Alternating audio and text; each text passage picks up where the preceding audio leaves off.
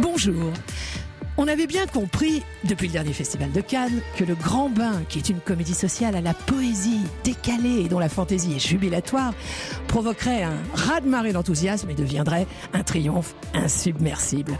Le casting est olympique. Mathieu Amalric, Guillaume Canet, Benoît Poelvoorde, Jean-Hugues Anglade, Virginie Efira, Léla Becti, Philippe Catherine, Marina Foïs. Et j'ai pas terminé de lire l'affiche. Alors voilà, Le Grand Bain, qui est en salle depuis mercredi, est un bijou de comédie dans la veine de Full Monty, et son réalisateur est l'un de nos acteurs préférés, Gilles Lellouche. Hey, cet après-midi est mon invité, ça tombe bien.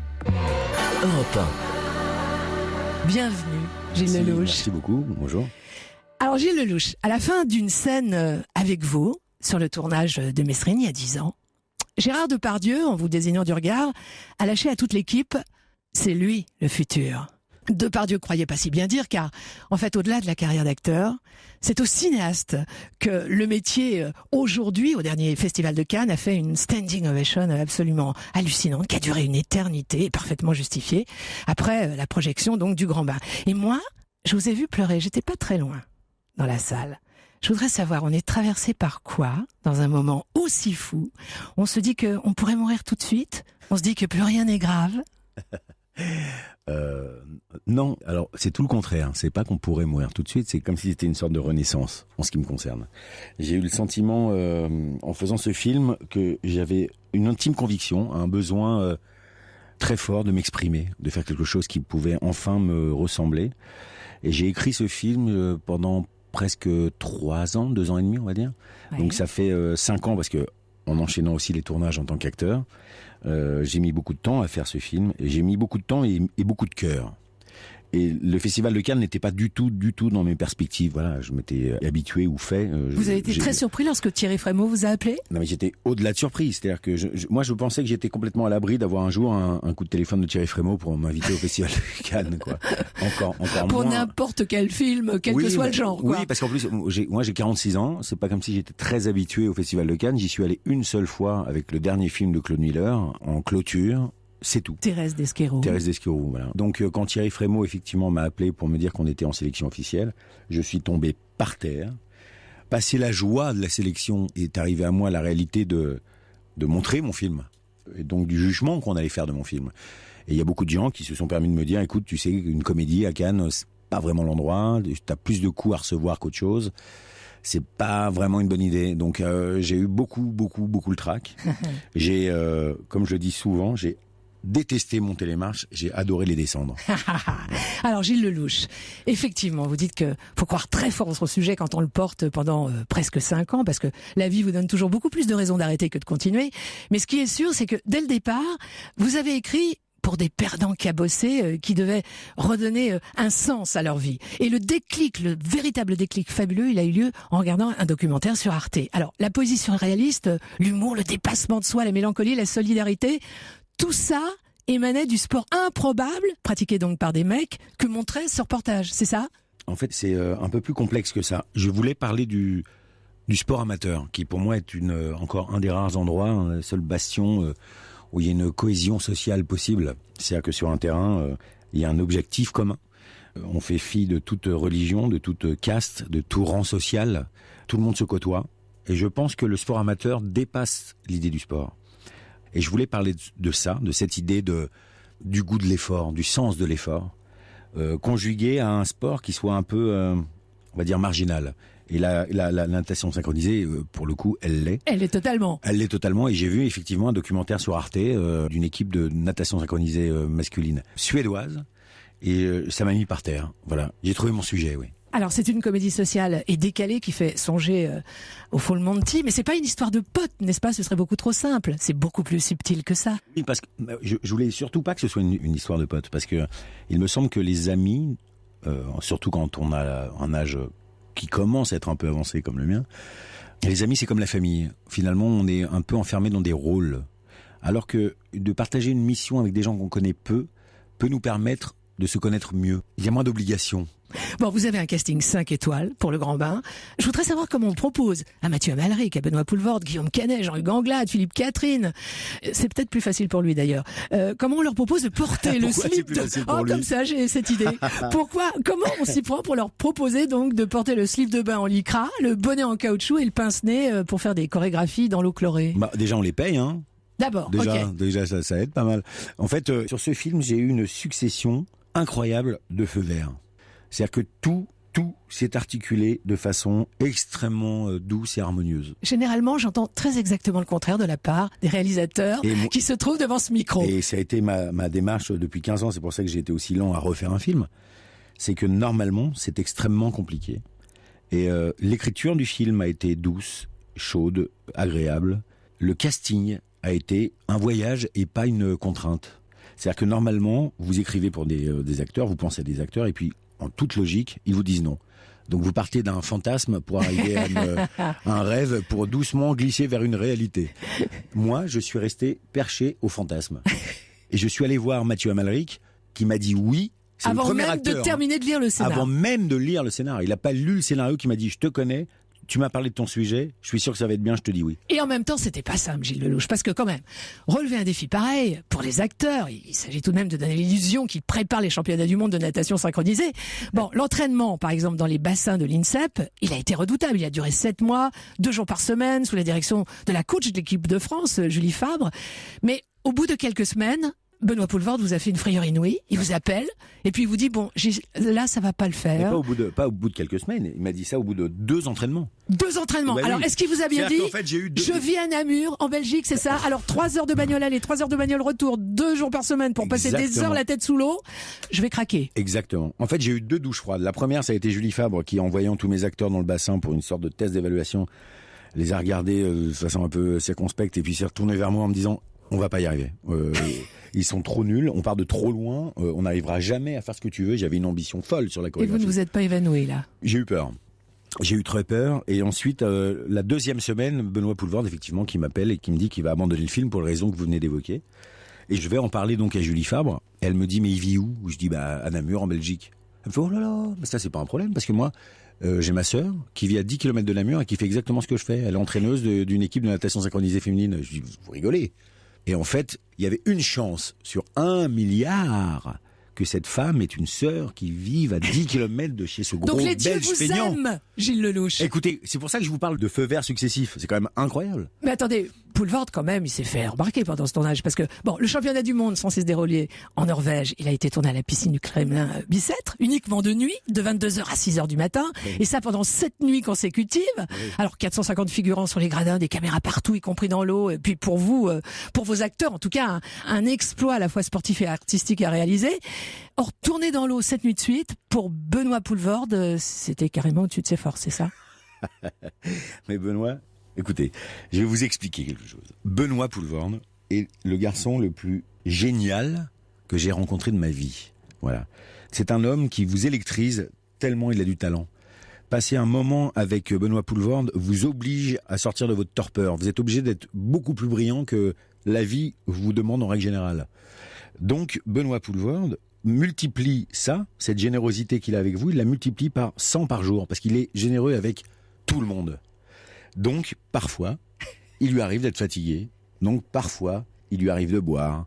Et je m'en fous royalement. Parce que comme il est génial, on l'excuse chaque fois. Je préfère 1000 fois les excès de Benoît Poelvoorde à toute la médiocrité des autres. Laborieuse. Bon, il paraît, Gilles Lellouche, que les responsables de TF1, chaîne qui cofinance la prod, voulait quand même raboter un petit peu la première demi-heure du film, qui expose très subtilement d'ailleurs la psychologie des personnages, pour en fait plonger plus vite dans le grand bain. Et vous avez tenu bon. Et vous avez fichtrement bien fait. Mais en fait, c'est une relecture d'une histoire que je me suis même pas racontée moi-même. C'est qu'en fait, j'ai fait le film que je voulais faire. J'ai eu une chance inouïe d'avoir mes producteurs Alain Attal et Hugo Sélignac qui m'ont suivi.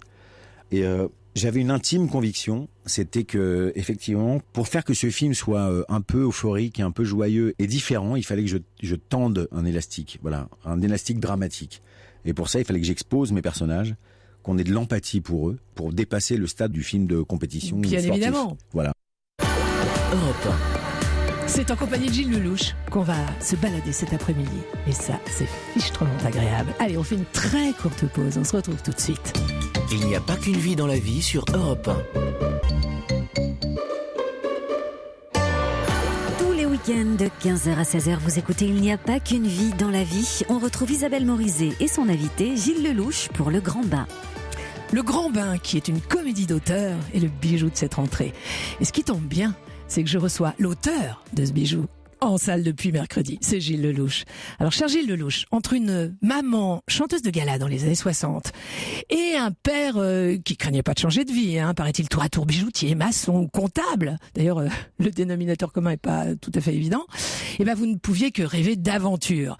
Le déclic, il paraît qu'il est venu sur une estrade à l'âge de 13 ans, au collège Jeanne d'Arc de Fontainebleau, grâce à une certaine madame Écarlin. Absolument, oui, c'est ça. J'ai eu beaucoup de chance d'avoir cette professeure de français qui en fait nous faisait monter sur scène, enfin pas sur scène, mais sur une espèce d'estrade devant le tableau noir. Et moi j'étais très timide, très introverti, et j'avais une peur bleue à l'idée de faire cet exercice. Et un jour elle dit voilà, jeudi prochain ce sera Gilles, Geneviève, Samantha, les Fourbeaux du Scapin, tu vas faire Scapin. J'ai pas dormi pendant une semaine tellement j'étais terrorisé. J'ai répété, j'ai appris mon texte par cœur. Arrivé sur la mini estrade, j'ai eu une révélation. Je me suis éclaté, comme jamais. Mais j'ai vu dans le regard de mes camarades, et surtout de mes camarades filles, un regard totalement nouveau et inédit, et ça a changé ma vie. Et donc je serai éternellement reconnaissant envers cette femme qui si elle n'avait pas été là, il y a peu de temps d'ailleurs. Oui, qui m'a demandé de venir lui dire au revoir pour son dernier cours. Elle a pris sa retraite l'année dernière. Il y a 2 ans. Et je suis allé la voir donc à Jeanne d'Arc, à Fontainebleau. Je suis allé la voir pour son dernier cours, à l'embrasser très fort. Parce que si cette femme n'avait pas été là, je pense que je serais pas en train de vous parler. Et pourtant, à cette époque-là, Gilles Lelouch, tout le monde autour de vous imaginait que vous feriez les beaux-arts. Vous dessiniez extrêmement bien, sans cesse. Vous peigniez même à l'acrylique des toiles abstraites qui impressionnaient plutôt les adultes. Il paraît, quand vous étiez ado. Ben oui. Et étonnamment, j'ai complètement arrêté quand je suis parti en cours de théâtre. Mais oui, j'étais adolescent. Je venais un peu de la culture, on va dire, du street art. J'étais un des premiers couillons à taguer les métros. Un graffiteur. Ouais, je faisais des graffitis. Et enfin voilà, je passais ma vie à dessiner. Et effectivement, je dessinais vraiment, vraiment bien. Mais je crois que ça fait 30 ans au moins que j'ai pas dessiné, donc je sais plus où j'en suis là. Mais avant de graffiter en fait dans le métro, votre vie elle a débuté à la campagne du côté de Fontainebleau, donc très loin des lueurs de Paris. Et vous dites quand même que ado, il y avait certains dimanches de novembre dans la maison familiale cernée par la forêt qui étaient d'une tristesse infinie. À cet âge-là, est-ce que 6 ans d'écart avec le frère aîné, c'est beaucoup? On se sent très seul? Ben, en fait, c'est pas une tristesse infinie. C'est un ennui. C'est pas la même chose. Mais ça peut être un très joli terreau pour la créativité. L'ennui. Exactement. Et moi, je pense que c'est le meilleur terreau possible, en fait, pour l'imaginaire, pour le fantasme, pour la conquête et la fuite.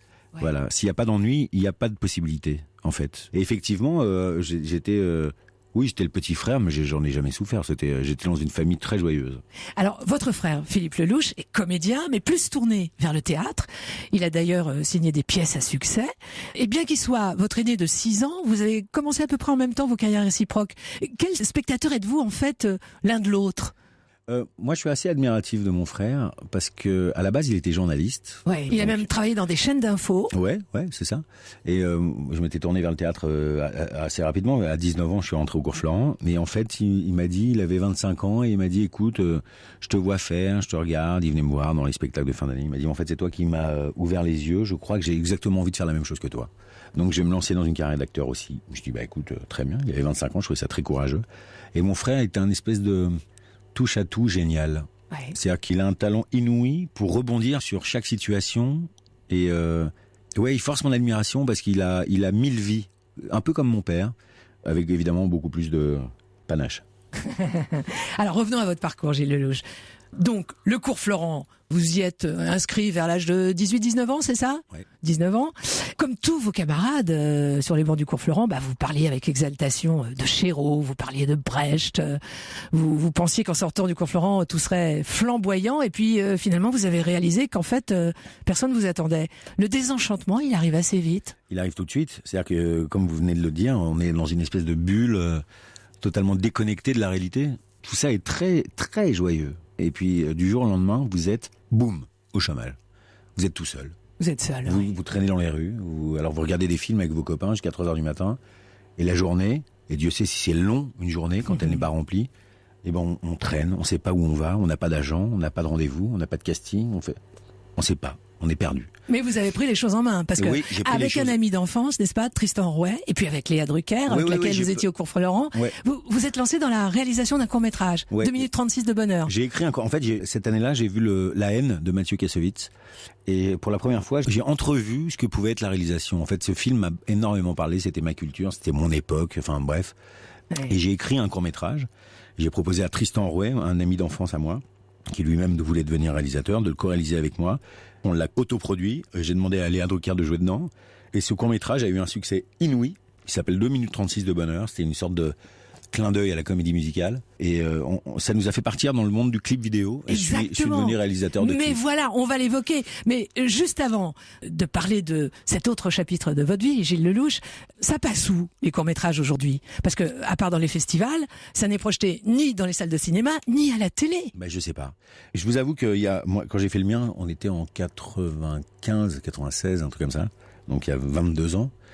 Les gens vraiment venaient aux projections de court-métrage. C'était comme des... Mais les gens du métier ou le public ? Les gens du métier, les critiques, les producteurs, enfin voilà, ça se mobilisait autour de ça. Aujourd'hui, je sais pas comment ça se passe. Faut les projeter sur le net. Je sais pas. Mais en tout cas, il y a une chose qui est sûre, c'est qu'on est dans un pays qui donne la chance à n'importe qui dans ce métier. Voilà. Donc, sur le net, projeté dans un parking ou sur une toile de cinéma dans une salle, on va dire, normale, le problème n'est pas là. Le talent est reconnu et les gens qui veulent faire des choses arrivent à les faire. Europe 1. Et ben voilà. Alors, votre court-métrage, il vous a ouvert donc des portes inattendues, puisque on vous a réclamé, Gilles Lellouche, pour faire des clips pour MC Solar, pour NTM, pour Pascal Obispo, pour le site d'Action. Voilà, ce chapitre inattendu de votre vie, on va l'évoquer dans un instant. Europe 1, il n'y a pas qu'une vie dans la vie. Il a réalisé des clips. Il a réalisé des clips vidéo avant de réaliser son premier film en solo. Oui, c'est ça. C'est l'invité d'Isabelle Morizet. Pardonnez-moi, jusqu'à 16h. On replonge dans son parcours de vie. Allez vite plonger dans le grand bain. Cette comédie qui est en salle depuis mercredi est un réel bijou de poésie décalée, surréaliste, de fantaisie, d'humour, d'émotion. Elle est signée Gilles Lellouche. Et ce qui tombe bien, c'est que Gilles Lellouche est cet après-midi mon invité. Alors Gilles Lellouche, oui, ça tombe bien. Claude Lellouche, avec lequel vous n'avez aucun lien de parenté, a débuté sa carrière en signant des scopitones pour les stars du début des années 60. Vous, à la fin des années 90, vous avez réalisé des clips pour NTM, pour Sayan Soupacrou, pour MC Solar, pour Obispo. Quel est le premier artiste que vous avez dirigé devant des caméras ? C'est un artiste qui avait énormément de talent. J'ai plus beaucoup de nouvelles de lui, mais il s'appelait Lucas. J'imagine qu'il s'appelle toujours Lucas. Et c'était une sorte de pop anglaise super réussie. Et mon premier clip, je l'ai tourné dans les rues de New York. C'est-à-dire que c'est chic. Bah oui, j'avais pas une thune. C'est-à-dire que quand j'ai projeté mon premier court-métrage, je vivais dans un studio de 12 mètres carrés. Je mangeais des salades saupiquées en conserve. Enfin, moi, j'étais dans une merde noire. Je montre mon court-métrage en septembre.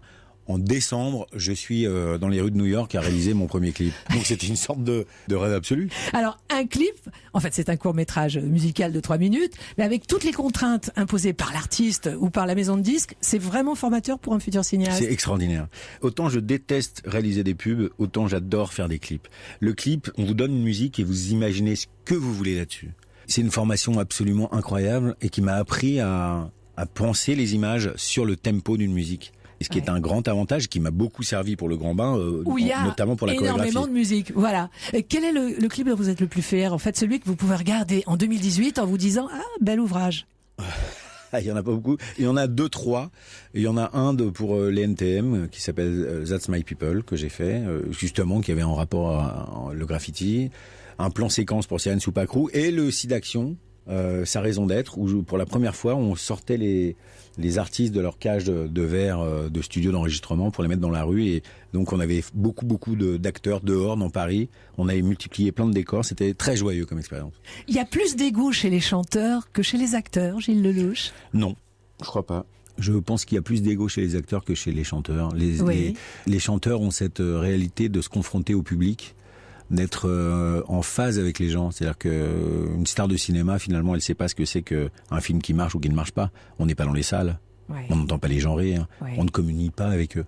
Alors qu'un chanteur... Sauf si on est comédien de théâtre. Sauf si on est comédien de théâtre. Mais un chanteur, c'est autre chose. Moi, j'ai une admiration inouïe pour les musiciens et les chanteurs. Et je suis jaloux, en fait. J'aurais rêvé d'être une star de la chanson. Quand je les vois chanter, je vois tous les briquets allumés. Qui, que par les gens exemple reprennent. Quelle star? Ah, moi, oui. Mon idole absolue, c'était Prince. Ah, bien. Voilà. Bravo. Moi, j'étais fou de Prince. C'est la seule personne que je ne connais pas qui m'a fait pleurer lors de sa mort. Voilà. Alors revenons à l'image. Vous nous avez dit tout à l'heure que vous n'étiez pas du tout tenté par la pub. Patrice Lecomte, au début de sa carrière, a fait énormément de pubs. Vous, on vous a sollicité à l'époque des clips avec les plus grandes stars françaises? Oui, on m'a énormément sollicité, on continue encore, mais je déteste ça. Parce que, pour une bonne raison, c'est que je déteste la contrainte. Je supporte pas qu'on me dise quelle nappe il faut que je mette, quelle intention il faut que je donne aux acteurs. Je supporte pas d'avoir quelqu'un derrière mon épaule qui me fait là, tu vois ça, il faudrait quand même le faire un peu comme ça, ou un peu comme ci, ou un peu à droite, ou un peu à gauche. Non. Quand je fais quelque chose, je le fais, moi, tout seul. Voilà. Alors, votre premier film en tant que réalisateur, Narco, vous l'avez donc réalisé en 2004. D'ailleurs, le premier, en fait, c'était une co-réalisation, n'est-ce pas, avec toujours l'ami d'enfance Tristan Rouet. 12 ans plus tard, vous réalisez seul une comédie qu'ovationne le Festival de Cannes, ce qui est vraiment rarissime, Le Grand Bain. Mais réaliser, Gilles Lellouche, pour un acteur, est-ce que ça devrait finalement être un passage, sinon obligé, tout du moins naturel? Non, je crois pas. Non, je crois pas. Je crois que il y a même pas mal d'acteurs qui devraient s'abstenir de réaliser. Je pense que c'est c'est une coquetterie dont on n'a pas forcément besoin. En fait, je ne réalise pas pour servir ma cause et mon métier d'acteur. Alors, pourquoi réalisez-vous? Pour m'exprimer. Justement parce que au bout d'un moment, la somme de tous les rôles que j'ai pu avoir, et Dieu sait si ça me comble et ça me rend heureux, il n'empêche qu'il y a une frustration de servir les mots des autres, de ne pas exprimer mon goût, mes choix, ma vision du monde, quelle qu'elle soit, bonne ou mauvaise, le problème n'est pas là, mais en tout cas de m'exprimer. Et c'est-à-dire que, en fait, en faisant l'acteur, même si vous êtes porté par des rôles formidables, vous êtes extrêmement bien servi avec tout ce qu'on vous propose, vous n'y trouvez pas de jubilation absolue? Ça peut m'arriver, mais c'est extrêmement rare. Comme il est très rare de passer une extraordinaire bonne soirée, de goûter un extraordinaire vin ou de faire l'amour extraordinairement bien. Voilà, c'est des choses qui sont rares. Donc et vous voulez l'extraordinaire. Et moi je ne cherche que ça. Autrement on est dans le banal, et le banal n'a rien à voir avec l'art. Alors, parmi vos deux meilleurs amis acteurs, l'un réalise, Guillaume Canet. J'ai envie de dire l'autre pas, même si il a quand même signé un sketch dans Les Infidèles, c'est Jean Dujardin. Est-ce que Dujardin un jour fera son film à lui? Je crois pas. Je crois pas que ce soit ni une nécessité ni une envie chez lui, ce que je peux complètement comprendre. Moi, j'ai eu la chance d'être réalisateur en faisant des clips, donc en m'intéressant vraiment à la réalisation, c'est-à-dire en étant passionné par ça pendant presque 6 ans. Je crois que si j'avais eu la chance d'être aussi gâté que Jean et aussi tôt, je suis pas sûr que je me serais tourné vers la réalisation. Donc je vois pas pourquoi il en aurait l'envie. J'en parle souvent avec des camarades aussi, par exemple Vincent Lindon, qui est quelqu'un qui écrit extraordinairement bien, oui, qui a eu l'envie 1000 fois de réaliser, mais qui n'y va pas. Et je comprends pourquoi. Benoît Poulvord n'y va pas non plus. Alors que c'est des gens extrêmement intelligents, qui sont des vrais auteurs en fait, puisqu'ils réécrivent leur rôle, parce qu'ils sont partie prenante de tout ce qu'ils font dans leur vie. Mais la réalisation est quelque chose qui leur échappe, et je pense qu'ils caressent l'idée de servir quelqu'un et de pas se servir eux-mêmes. Je trouve ça très noble. Europe 1. On retrouve tout de suite Gilles Lellouche, qui vient de signer Le Grand Bain en salle depuis mercredi. Europe 1. Et on retrouve tout de suite Isabelle Morizet pour la suite d'Il n'y a pas qu'une vie dans la vie. Cet après-midi, elle reçoit Gilles Lellouche à l'occasion de la sortie de son film en tant que réalisateur, Le Grand Bain. Une comédie poétique, surréaliste, drôle, poignante, sociale, euphorisante. Voilà Le Grand Bain en salle depuis mercredi, dont je reçois le réalisateur Gilles Lellouche. Alors, cher Gilles, est-il vrai que lorsque vous avez réalisé votre premier film, Narco, dont l'univers empruntait quand même un peu à celui des frères Cohen, eh bien Hollywood, intrigué et vraiment bluffé, vous a envoyé des scénarios à réaliser, dont celui des Rois du Patin, une comédie totalement démente. Oui, c'est vrai. Et en fait, vous avez préféré passer à côté, vous l'avez ignoré, pourquoi? C'est pas que j'ai préféré passer à côté, c'est que, en fait, je suis rentré dans une grosse agence qui s'appelle CAA à Hollywood, et ils m'ont envoyé, à peu près, ça a duré 3 mois comme ça, 7 scénarios par semaine, en anglais, qu'il fallait que je lise, traduise, comprenne. Il fallait que j'ai une réaction immédiate dessus. J'ai été complètement submergé par cette histoire américaine. J'ai pas du tout compris comment ça se passait. C'est-à-dire qu'ils vous appellent à minuit le dimanche en disant alors t'as lu ce truc-là, machin, qu'est-ce qu'on parle? Mais en même temps, vous dites ça y est, je suis en train de devenir quelqu'un de très important à Hollywood. Non, parce qu'en fait, bizarrement, j'ai trouvé ça très hystérique et pas totalement rationnel. Je me suis dit qu'il y avait un truc qui me semblait pas normal là-dedans.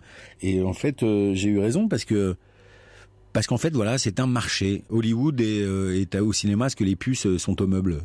C'est un immense marché. On n'est pas du tout dans un métier artisanal comme en France. Et moi, voilà, ça me va très bien d'être un artisan. Alors, on revient à votre carrière d'acteur. Elle se pilote comment, la carrière d'un acteur starisé qui veut les plus beaux rôles à tous les âges de sa vie? Autour de vous, il y a un staff qui vous conseille, ou bien vous êtes toujours seul à décider, Gilles Lellouche? Non, on est toujours seul à décider. Quoi qu'il arrive, on peut avoir des conseils, on peut avoir des influences, mais la seule réalité, c'est celle de la lecture du scénario. Quand vous lisez un film, ça vous parle tout de suite ou pas. Si vous le faites pour de mauvaises raisons, parce que ce producteur-là, parce que cette réalisatrice ou ce réalisateur-là, c'est foutu. C'est juste un texte. Le texte vous parle ou pas. Vous avez tourné sous la direction de Claude Miller pour son dernier film, sous la direction de Jean-Paul Rapneau, autre géant du cinéma à qui on doit l'adaptation de Cyrano de Bergerac, et puis dans la jeune génération, sous la direction de Michel Hazanavicius, Cédric Clapiche, Guillaume Canet, Fred Cavaillé, Jean-Paul Rouve, Éric Toledano et Olivier Nakache. Ils se ressemblent dans leur manière d'aborder le cinéma, ou ils sont très très différents les uns des autres? Non, ils sont tous super différents. C'est ça qui est joyeux. C'est ça qui est très joyeux même. C'est vraiment ce qui me plaît le plus en fait dans ce métier. C'est cette idée de tout recommencer à zéro à chaque fois. Vous savez, quand vous arrivez sur un tournage, le premier jour, vous êtes acteur, vous arrivez. Vous avez beau avoir fait 50 films ou 2, vous arrivez, vous êtes à poil. Vous avez 80 personnes qui vous regardent, ils vous aiment, peut-être, ils vous aiment pas, certainement. Bref, vous êtes en face de gens et là, il faut y aller. À chaque fois, c'est ce même trac. C'est cette même capacité à persuader les gens que vous n'êtes pas là par hasard. Et que cette scène-là, vous allez lui péter la gueule. Donc, non mais c'est vrai, c'est vraiment quelque chose d'incroyable. À chaque fois, j'ai l'impression de faire une rentrée des classes, d'être Gilles Lellouche en 6e. Et de rentrer dans une cour trop grande pour moi. Il y a trop d'élèves qui courent, qui gueulent, qui machin. Et je suis effrayé. C'est ça le premier jour d'un tournage. Je suis effrayé. Et j'ai 3 mois pour cesser de l'être. Gilles Lellouche, est-il vrai que Claude Miller, qui vous avait dirigé dans Thérèse d'Esquerou, vous avait confié ce secret précieux pour un acteur de cinéma? Moins tu en montreras, plus on en verra. Oui. Ça m'aime beaucoup de parler de Claude Miller, qui est quelqu'un qui m'a fait grandir incroyablement. J'étais fou de ce réalisateur. Avoir fait son dernier film est pour moi quelque chose de très intime et très particulier. Et on vous attendait pas dans le rôle de l'époux de Thérèse d'Esquerou. Oui, mais moi je m'attendais pas à ce que Claude Miller m'appelle pour me proposer ça. Et il m'a fait grandir incroyablement. Il m'a dit ça, effectivement. Moi j'ai tendance à pouvoir refaire 40 fois la même scène. Et je lui demandais, j'en veux une autre. Il me disait, mais moi je l'ai déjà depuis 1 heure. Donc si tu veux, on peut en faire encore pendant 3 heures, mais moins t'en fais, mieux ça se passe. Sache-le. Alors, moins t'en fais, mieux ça se passe. Ça, c'est pour le cinéma, mais on est à l'opposé donc de ce qu'appliquent souvent les comédiens de théâtre. Parce que finalement, ça veut dire que la caméra au cinéma, c'est une loupe qui amplifie tout et qui peut dangereusement démultiplier les effets. Absolument. Mais c'est pour ça que globalement, je veux pas faire de généralité, mais souvent les grands acteurs de théâtre ne sont pas des grands acteurs de cinéma, et réciproquement. Ouais. Ouais. Ce n'est pas la même technique. C'est quelque chose de beaucoup plus technique, le cinéma, de beaucoup plus intime, en fait. Alors, Gilles Lelouch, qui décide de la place et de la grosseur d'un nom sur une affiche? C'est le producteur, c'est le distributeur, le réalisateur, il a son mot à dire, c'est l'agent de la star qui prévoit ça dans le contrat? C'est l'acteur, en fait. C'est une ambition toute personnelle. Est-ce qu'on a envie d'avoir son nom plus gros que le nom du titre du film? Oui, mais il y a des acteurs qui en rêvent et qui n'y parviennent pas. Ah, non, mais ça, c'est encore... entre le rêve et la réalité, il y a un monde très infranchissable, et pour beaucoup. Mais pour ceux qui peuvent le faire, c'est une possibilité qui, de mon point de vue, est la pire crétinerie possible. Voilà. C'est-à-dire qu'on participe à un film, on ne fait pas le film. Voilà. Alors, je voulais vous demander si, pour votre film Le Grand Bain, qui est en salle depuis mercredi, pour faire l'affiche et choisir l'emplacement des noms de toutes ces stars, parce que vous avez vraiment un casting olympique, je le rappelle, Guillaume Canet, Mathieu Amalric, Benoît Poulvord, Jean-Hugues Anglade, Philippe Catherine, Virginie Fira, Félix Moati, Léla Becti, Marina Foïs. En fait, aucun n'a exigé quoi que ce soit. Alors, ça, j'en sais rien. J'en sais rien, parce qu'en fait, ça se deal avec les agents, les producteurs, etc. Moi, je suis complètement, on va dire, protégé de ça. Ce que j'ai vu, c'est cet absolu oubli de la coquetterie de mes acteurs. Oui, pendant le tournage. Oui, de se retrouver en maillot de bain, de ne pas rechigner à l'idée d'être filmé sous un mauvais angle, avec des bourrelets, avec des poils, avec une esthétique qui leur échappe un peu. Donc ça, c'est au-delà du contrat, au-delà de la place dans le générique. J'ai quand même été le réalisateur le plus chanceux de France d'avoir ces acteurs-là qui ne m'emmerdent jamais une seule seconde par rapport à ça. Vraiment, j'avais des types en maillot de bain pendant 3 mois et qui s'en foutaient royalement. C'est quand même incroyable. Et vous n'avez pas participé au tournage parce que les diriger en maillot de bain eût été un peu compliqué, c'est ça, pour garder son autorité? Ça, c'est une espèce de feinte que je dis pour... non, je voulais pas tourner dans ce film. J'aurais pas pu tourner dans ce film. J'avais trop de travail, eux ils avaient trop d'entraînement, j'aurais pas pu faire l'un et l'autre. Et je trouve que ça n'aurait pas été le même film si je jouais dedans, ni plus ni moins.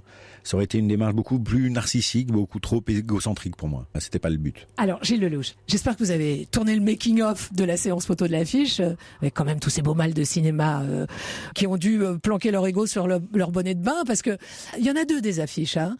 On en a vu 2, une avec des gambettes magnifiquement rasées, sous l'eau, l'autre avec les petits poignets d'amour cernés par des slips de bain en lycra. Il y en a une de face et une de dos même. Mais la photo, en fait, même, ne parlons pas de la photo, mais le premier jour de tournage, quand tous se sont découverts au bord de la piscine dans cette tenue. Et ben vous savez quoi, en fait, je pensais comme vous, et en fait, ils se sont pas découverts le premier jour de tournage. En fait, exactement à l'instar de mes personnages dans le film, ils se sont rencontrés pour s'entraîner. Ça a duré 4 mois. Pour s'entraîner 2 fois par semaine, à raison de 4 heures par entraînement. Donc pendant 8 heures par semaine, ils se sont vus, rencontrés, parce que pour la plupart, ils se connaissaient pas, ils avaient jamais tourné ensemble. Ils se sont rencontrés dans les bassins, à faire des mouvements stupides. Donc quand il a fallu tourner, ils étaient déjà une vraie équipe de natation synchronisée. Ils se connaissaient par cœur. Ils se sont rencontrés dans le bassin, puis ensuite ils ont parlé en se changeant dans les vestiaires, ensuite ils sont allés boire des bières au pub. Ils se connaissaient par cœur. J'ai eu les personnages de mon film, cette bande, elle existait déjà bien avant que je commence mon tournage. C'est ça qui était incroyable. Et j'avais sous-estimé ce pouvoir-là. Europe 1. Beau métier que celui de metteur en scène quand on a du talent. On retrouve tout de suite Gilles Lelouch. C'est gentil. Europe 1, il n'y a pas qu'une vie dans la vie.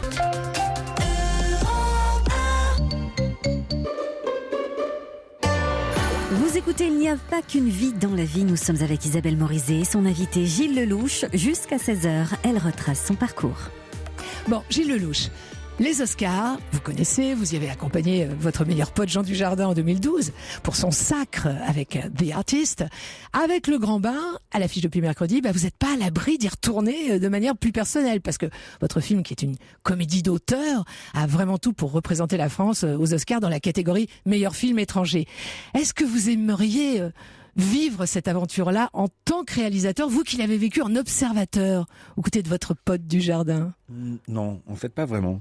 Vous faites pas la coquette là en me répondant non. Je fais pas la coquette parce qu'en fait c'est un vrai métier que d'avoir un Oscar, c'est un vrai travail. C'est qu'il faut aller que je respecte absolument, et je pense que et ma copine Marion et mon copain Jean ont totalement raison de faire ce qu'ils ont fait. C'est inouï, c'est miraculeux, c'est génial.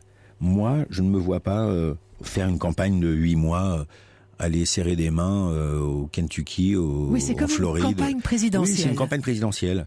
En fait, très honnêtement, je m'en fous un peu. Voilà. Donc je ne vais pas vous demander ce qui a le plus surpris le Frenchie que vous êtes quand vous avez accompagné Jean Dujardin là-bas. Mais non, mais en tant qu'acteur, d'avoir une possibilité quand on vous dit vous avez 70% de chance d'avoir un Oscar, de pouvoir y croire. Et encore quand vous avez 38, 39, 40 ans. Très bien. Moi j'ai 46 ans. J'ai autre chose à foutre que d'aller dîner au Kentucky avec des vieilles pour avoir un Oscar. Vous pourriez vivre à Hollywood comme le fait Omar Sy ? Non. Non. Absolument pas. Et vous demandez comment il tient. Au bout de 2 semaines, j'ai envie de les tuer tellement ils hurlent. Non. J'adore aller à Los Angeles, j'adore aller à New York, je trouve ça très très chouette. Je suis tellement français, moi. Vous dites que faut se méfier du succès car en fait le succès c'est un adversaire. Bah oui, quand vous dites ça, c'est pas une posture, c'est vraiment un constat de vieux sage. C'est un anesthésiant, le succès. C'est-à-dire que pour peu que vous ayez 3, 4, 5 films qui s'additionnent et qui font de vous une immense star, vous pensez que vous avez raison. Vous pensez que vous avez raison et personne ne vous contredit. Et vous êtes tout seul dans votre espèce de tour d'ivoire stupide qui s'appelle le succès. Le succès est un drame. Le succès est un drame. Bien sûr que le succès rend paresseux et bourgeois. Évidemment. Moi, j'adore l'idée de remettre les compteurs à zéro à chaque fois. C'est ça l'idée de mon métier. C'est pas de prendre des kilos et des millions et de faire la sieste. Il faut la nourrir de quoi, l'amitié, pour qu'elle résiste au box-office ? Parce qu'on sent une amitié très forte, très sincère, avec Guillaume Canet, avec Jean Dujardin et d'autres. C'est quand même une planète si particulière. Non. Parce que ils ont tous des égos, même si ce sont des types infiniment sympathiques. Pas du tout, c'est pas une planète particulière. Alors, expliquez-nous. C'est une planète particulière du point de vue des autres. Mais de mon point de vue à moi, Guillaume, Marion, c'est des gens que je connais depuis que j'ai 25 ans. Il n'y a rien de particulier là-dedans. Si ce n'est, c'est l'appareillage, c'est l'entourage qui forme une espèce de nébuleuse intouchable, bizarroïde. Mais en vrai, on est exactement les mêmes personnes. On a les mêmes parents, les mêmes amis, les mêmes traumas, les mêmes boulets qu'on traîne. Pareil, avec ou sans succès. C'est la même chose. Le fait est que ce qui nourrit une amitié, c'est ce qui nourrit un amour. C'est l'effort. L'effort de se dire les choses, l'effort de se reconquérir encore, toujours. On revient à l'esprit collectif du grand bain. Exactement. Et la vérité, surtout. La vérité, voilà. Vous aimez vivre en meute. Je reprends cette expression parce que on l'a beaucoup entendu. On dit que vous êtes l'antithèse du solitaire. En fait, c'est une forme de protection, Gilles Lellouche. Non, c'est pas du tout une forme de protection, au contraire. C'est quoi ? J'ai aucun talent pour la solitude, ni plus ni moins. Je suis nul quand je suis tout seul. Il faut avoir du talent pour savoir la gérer, la solitude. Moi, les gens qui me disent, moi, je m'emmerde jamais, moi, je m'ennuie jamais. J'ai toujours un truc à faire. Moi, pas. Moi, quand je suis tout seul, je me fais chier. Donc, je supporte pas d'être tout seul. Non, mais c'est vrai, je dois certainement être très, très, très con, parce que j'ai pas une vie intérieure suffisante qui me comble. Je ne m'auto-comble pas. J'ai besoin des autres. J'ai besoin de parler avec les autres. J'ai besoin d'être dans l'enthousiasme ou dans la tristesse, mais dans le partage. Moi, je m'intéresse pas. Mais quand vous êtes seul, on vous imagine quand même hyperactif, hein. Ah oui, non, mais ça c'est sûr. Et pas en contemplation. Oh, je peux l'être. J'adore travailler pour glander. Le film est sorti depuis quelques jours. Vous avez déjà plein de projets sur le feu ? De moins en moins. Là, j'ai très envie de me mettre en jachère. Ouais. Et jachère, ça signifie partir à l'autre bout du monde ? Ça signifie voyager. Avec des gens que vous aimez ? Exactement. Ça signifie profiter de ma fille, de ma femme, de ma maman, de ma famille, de mes amis, et puis d'essayer de remettre mon cerveau à l'endroit et de faire en sorte qu'il marche encore un peu. Il marche très très bien, votre cerveau. Gilles Lellouche, on fait une très courte pause, et puis on poursuit notre balade dans un instant. À tout de suite. Europe 1. Jusqu'à 16h, Confidence rime avec bienveillance, toujours avec Isabelle Morizet. Il n'y a pas qu'une vie dans la vie se poursuit avec son invité Gilles Lellouche. Gilles Lellouche, est-ce qu'il vous arrive encore de découvrir un film dans la pénombre habitée et anonyme d'une vraie salle de cinéma ? Est-ce que les acteurs vont au cinéma lorsqu'ils sont des stars ? Bah oui, moi je fais du cinéma parce que je suis cinéphile. En fait. Oui, mais aller au cinéma. Ah, je continue, beaucoup. J'avais entendu une actrice dont je ne citerai pas le nom, mais qui avait dit « Je vais pas au cinéma, déjà que j'en fais, il manquerait plus que j'y aille. » Putain, c'est la phrase la plus bête que j'ai entendue de ma vie. Moi, je suis... non, mais vraiment, c'est complètement con. Mais moi, je suis dingue du cinéma. Non, mais je vous parle du cinéma qu'on découvre justement dans Mais la c'est ce que je vous pénombrabilité dis. d'une Je- salle je- je obscure en ville. Il n'y a pas, il n'y a des pas films d- qu'on se fait il n'y a- projeter. Il n'y a pas d'équivalence à voir une comédie seule chez soi ou dans une salle avec des gens. Ou un film d'horreur, ou un film... Bref, le cinéma est une expérience collective. Le spectacle est une expérience collective. On tente à nous faire penser que ça peut être le contraire. Non, non. Oui, regarder une série qui dure 7 ans chez soi, probablement, d'accord. Le cinéma, non. Il aura souvent été prononcé, ce mot collectif. En 2010, Gilles Lellouche, le Hollywood Reporter, la Bible d'Hollywood, vous classait dans le top 10 des acteurs à suivre. Bon, désormais, le Hollywood Reporter peut rajouter une liste en vous mettant dans le top 10 des réalisateurs à suivre. Le Grand Bain, qui est à l'affiche depuis mercredi, a mis le Festival de Cannes à vos pieds, les critiques à vos pieds et a fait plonger comme un seul homme le public. Mais dans ce film, il y a cette réplique. Les grandes personnes ne sont rien. Vous n'êtes pas une grande personne, Gilles Lellouche. Ah non, pas du tout, non. Ah non, non, non. Toujours pas. Ah non, mais ça fait 30 ans que j'entends, mais putain, quand est-ce que tu as décidé à devenir adulte? Mais jamais. J'ai pas du tout envie de devenir adulte. Vous savez, ça me réjouit de vous entendre. Non, vous mais je dire vous ça. jure, moi les adultes ils me font chier. Ça m'emmerde, j'ai pas du tout envie de devenir adulte. J'ai envie de cultiver ce jardin, voilà, c'est le parc d'enfance que j'ai, qui me réjouit. Mes amis sont comme ça, mon rapport à mes enfants sont comme ça. Ouais, j'aime l'idée d'être une espèce d'éternel gamin. Je crois que ça m'effraie de vieillir, en fait. Voilà. Le Grand Bain, à l'affiche depuis mercredi, qui représente 5 années effectives de votre vie. Le Grand Bain dans lequel vous n'apparaissez pas à l'image, mais le Grand Bain dans lequel vous avez dirigé Guillaume Canet, Poulvorde, Amalric, Philippe Catherine, Jean-Hugues Anglade. Le Grand Bain, en fait, vous ressemble comme aucun film auquel vous avez participé Ah oui, ça c'est sûr. Ah, oui. ne vous a jamais ressemblé. Ah oui, ça c'est sûr. Jusqu'alors. C'est en commune mesure, ouais, bien sûr. C'est vraiment, c'est, oui, c'est mon film. C'est mes mots, c'est mon goût, oui, c'est mon film. Voilà, c'est moi. Alors on a commencé cette conversation en parlant du Festival de Cannes. Je vous avais dit que je vous avais vu pleurer, tout le monde debout. Ils applaudissaient, leurs mains en étaient rouges au bout de 12 minutes, toujours avec la même énergie. La première larme que vous avez essuyée, vous vous êtes dit quoi, en fait? Je vous repose la question. En fait, je crois que je n'y croyais pas, en fait. J'ai pensé que c'était protocolaire. J'ai pensé que les gens applaudissaient parce que ça se faisait pendant 2, 3, 4, 5 minutes. Vous savez que 12 minutes au Festival de Cannes, non. Et quand on a dépassé ce stade-là, je me suis dit que j'ai réalisé que les gens aimaient vraiment le film. Et ça m'a bouleversé, voilà. Ça m'a bouleversé qu'on aime mon film, qu'on m'aime un peu. Ça m'a bouleversé de donner ce cadeau-là à mes acteurs, à mes producteurs qui m'ont attendu pendant 15 ans, à ma maman, à ma fille, aux gens que j'aime. Votre maman, vous appeliez juste avant qu'on démarre cette émission. Bah oui, on vous aime et on aime votre film Le Grand Bain. C'est gentil. Vraiment, c'est pas une comédie, c'est bien au-delà, qui est à l'affiche depuis mercredi et qu'il faut absolument pas rater. Ce serait coupable. Je vous embrasse et je vous remercie de votre générosité, Gilles Lellouche. Je vous en prie. Je vous À embrasse bientôt. très fort aussi.